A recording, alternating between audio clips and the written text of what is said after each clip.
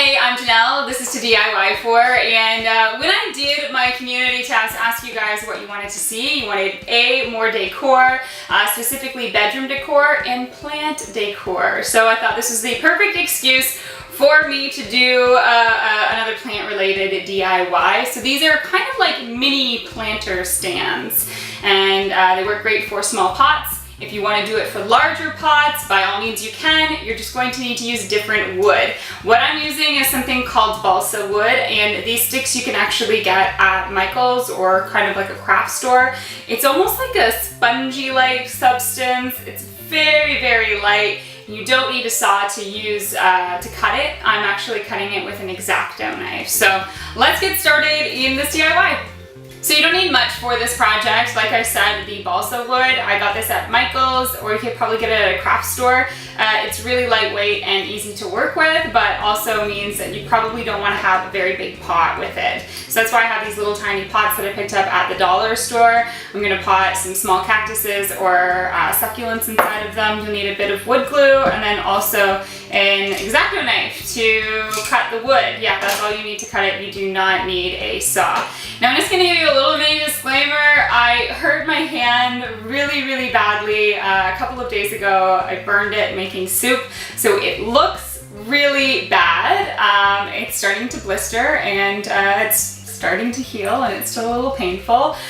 I wasn't honestly sure if I was going to be able to get a video out for you this week, but it's healed quite a bit since the days that it happened, so I'm putting this DIY together for you.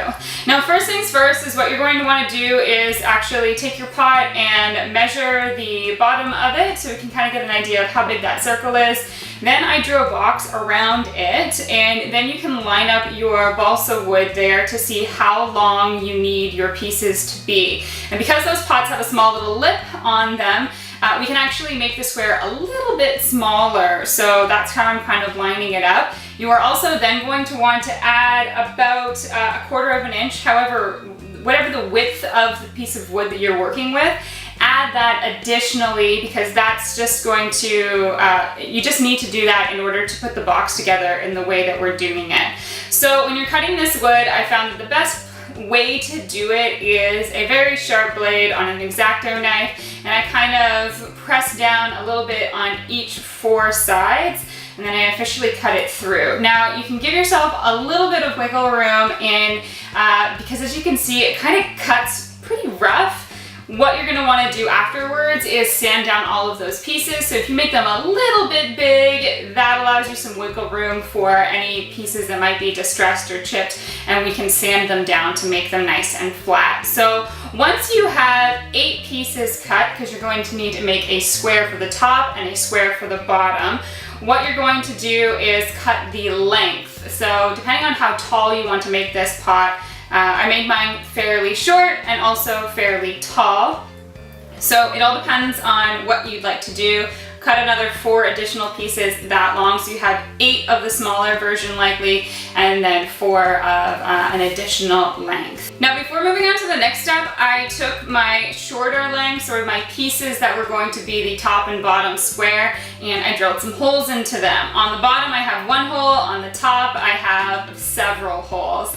This is going to be for a decorative element that we're going to do later once we've glued it all together. And really you can do your holes however you like to create different designs on the side of your little mini planter. So once you've drilled all your holes, you can glue your bottom box together first with just a little bit of wood glue, and then I glued the 4 pillars straight up as well. Now I allowed those to dry for quite some time, and then I did eventually glue the top square all together separately, and then once it's dried you can glue it onto the 4 pillars.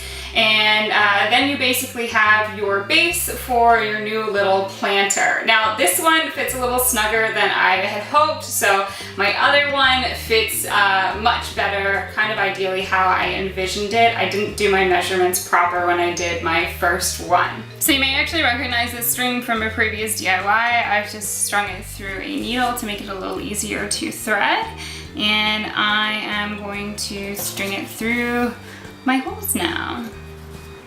This kind of creates a little bit of an off-center design, And you can drill your holes differently to make your design however you want it to look.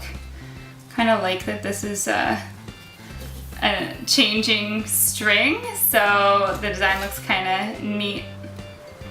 And it changes on each panel of this piece.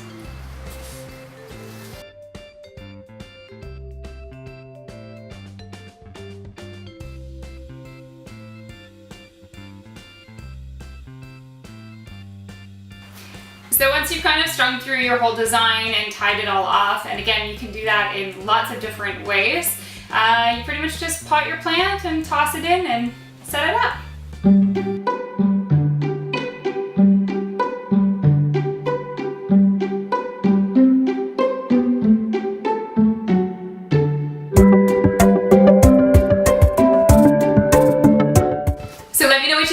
DIY, give the video a like if you enjoyed it, and keep in mind that this doesn't need to necessarily just be for mini potted plants. You can absolutely do this for larger potted plants if you want to give some elevation or just a unique kind of planter stand.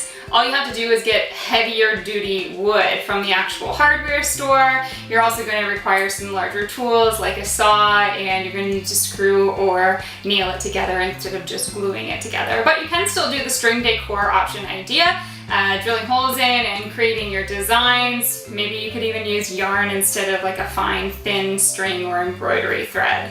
So don't forget that I'm on social media, Instagram and on Twitter @JanelleSteeper. There you can connect with me or share any of your DIYs with me. Tag me in them so I can check them out. Love to see what you're making at home. And don't forget to subscribe as well, because I will be back next Wednesday with a new DIY. Cheers.